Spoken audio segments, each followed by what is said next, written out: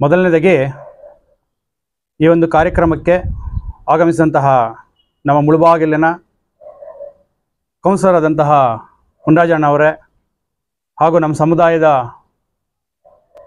ಪ್ರಮುಖ ಯುವ ಮುಖಂಡರು ಆದಂತಹ ರಾಜು ಅವರೇ, ವಾಲ್ಮೀಕಿ ಶಿವು ಅವರೇ, ಮತ್ತು ನಾಗರಾಜ್ ಅವರೇ, ಚಂದ್ರಣ್ಣ ಅವರೇ ಹಾಗೂ ಗುಂಡಣ್ಣ ಅವರೇ, ಎಲ್ಲರಿಗೂ ಈ ಒಂದು ಕಾರ್ಯಕ್ರಮಕ್ಕೆ ಆಹ್ವಾನಿಸುತ್ತಾ, ಮೊದಲನೇದಾಗಿ ನಾವು ಮಹರ್ಷಿ ವಾಲ್ಮೀಕಿಯನ್ನು ಈ ಒಂದು ಸಭೆಯಲ್ಲಿ ನೆನೆಸ್ಕೊಳ್ಳುತ್ತಾ ಅವರ ಪಾದ ಪೂಜೆಗಳಿಗೆ ಒಂದು ನಮಸ್ಕಾರವನ್ನು ಹೇಳ್ತಾ ಇದ್ದೀವಿ.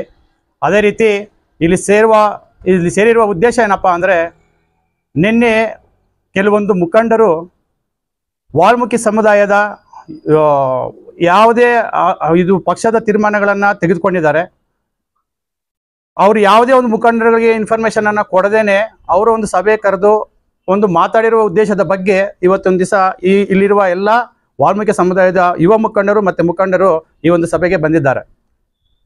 ಮೊದಲನೇದಾಗಿ ಏನಪ್ಪ ಅಂದರೆ, ಕಾಂಗ್ರೆಸ್ ಪಕ್ಷಕ್ಕೆ ನಾವು ಮತದಾನವನ್ನು ನೀಡಬೇಕು ಅಂತ ಒಂದು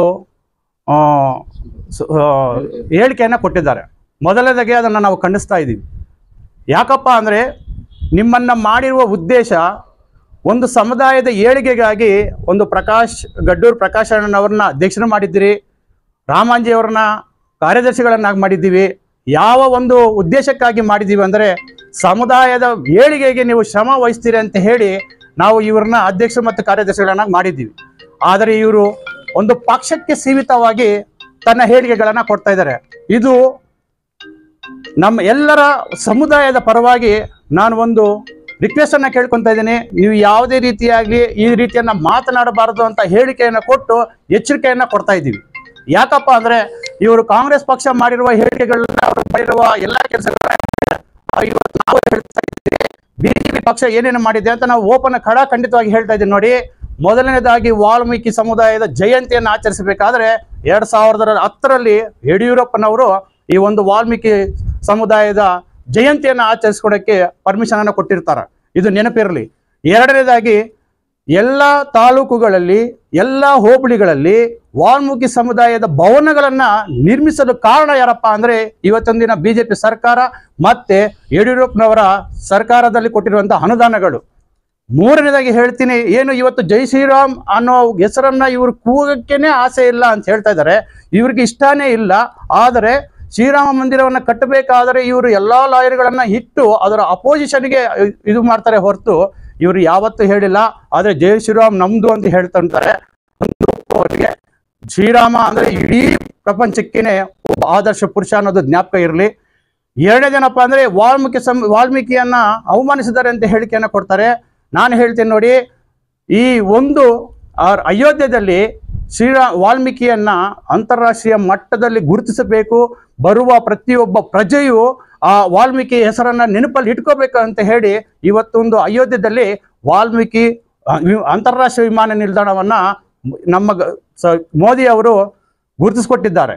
ಅದೇ ರೀತಿ ಪ್ರತಿಯೊಂದು ಹಳ್ಳಿಯಲ್ಲೂ ಬಡ ಜನಾಂಗ ಏನಿದೆ, ಬುಡಕಟ್ಟು ಜನಾಂಗ ಏನಿದೆ, ಸಮುದಾಯಗಳು ಏನಿದೆ, ಅಲ್ಲಿ ಕೊನೆಯ ವ್ಯಕ್ತಿಯವರೆಗೂ ತಮ್ಮ ಏನು ಬೆಳೆಯಲಿಕ್ಕೆ ಕಾರಣ ಏನೇನಿದೆಯೋ ಅದನ್ನೆಲ್ಲ ಮನಮುಟ್ಟುವಂತೆ ಮಾಡಬೇಕು ಅಂತ ಹೇಳಿ ಮೋದಿ ಒಂದು ಕಾರ್ಯಕ್ರಮ ಮಾಡಿದ್ರು. ಅದೇ ಕಾರ್ಯಕ್ರಮದಿಂದ ಇವತ್ತು ಛತ್ತೀಸ್ಗಢದಲ್ಲಿ ಪ್ರಭು ದೇಸಾಯಿ ಸಿಎಂ ಆಗಿದ್ದಾರೆ. ಅದು ಬಿಜೆಪಿ ಸರ್ಕಾರ ಕೊಟ್ಟಿರುವಂತಹ ಕೊಡುಗೆ. ಇದುವರೆಗೂ ಯಾವುದೇ ಪಕ್ಷದಲ್ಲಿ ಕೊಡುಗೆಯನ್ನು ಕೊಡದೇ ಇರಂತಹವರು ನಮ್ಮ ಮೋದಿಯವರು ಇದನ್ನೆಲ್ಲ ಗುರುತಿಸಿ ಒಂದು ಛತ್ತೀಸ್ಗಢಕ್ಕೆ ಸಿಎಂ ಅನ್ನ ಮಾಡಿದ್ದಾರೆ. ಅದೇ ರೀತಿ ಬುಡಕಟ್ಟು ಜನಾಂಗದಲ್ಲಿ ಹುಟ್ಟಿದವರನ್ನ ಈ ದೇಶದ ರಾಷ್ಟ್ರಪತಿಯನ್ನಾಗಿ ಮಾಡಿದರೆ. ಇದನ್ನು ನೀವು ಜ್ಞಾಪಕ ಇಟ್ಕೋಬೇಕಂತಹ ತಮ್ಮಲ್ಲಿ ಮನವರಿಕೆ ಮಾಡ್ಕೊತಾ ಇದ್ದೀನಿ. ಅದೇ ರೀತಿ ಇಡೀ ನಮ್ಮ ಕರ್ನಾಟಕದಲ್ಲಿ ಏನು ಕೊಡುಗೆ ಕೊಟ್ಟಿಲ್ಲ ಅಂತ ಹೇಳ್ತಾ ಇದ್ದಾರಲ್ಲ, ಬಿಜೆಪಿ ಸರ್ಕಾರ ಇದ್ದಾಗ 20 ಏಕಲವ್ಯ ಶಾಲೆಗಳಿದ್ದಂತಹದ್ದು ಇವತ್ತು 200 ಏಕಲವ್ಯ ಶಾಲೆಗಳನ್ನ ನಿರ್ಮಿಸೋದಕ್ಕೆ ಪಣ ತೊಟ್ಟಿದೆ ಈ ಬಿಜೆಪಿ ಸರ್ಕಾರ. ಇದನ್ನೆಲ್ಲ ನೀವು ಗಮನ ಇಟ್ಕೋಬೇಕು. ಇನ್ನೂ ಒಂದು ವಿಷಯ ಹೇಳ್ತೀನಿ, 3% ರಿಸರ್ವೇಶನ್ ಏನು ಇವತ್ತೊಂದು ದಿವಸ ನಾವು ಸುಮಾರು ನಮ್ಮ ಕರ್ನಾಟಕದಲ್ಲಿ 1 ಕೋಟಿ ಜನಸಂಖ್ಯೆಯನ್ನು ಹೊಂದಿರ್ತೀವಿ, 1,10,00,000 ಜನಸಂಖ್ಯೆಯನ್ನು ಹೊಂದಿರ್ತೀವಿ.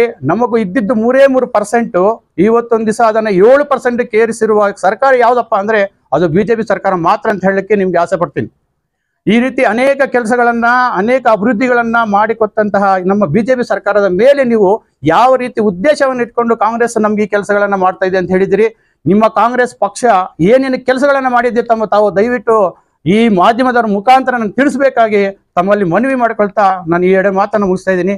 ಜೈ ಹಿಂದ್, ಜೈ ಕರ್ನಾಟಕ.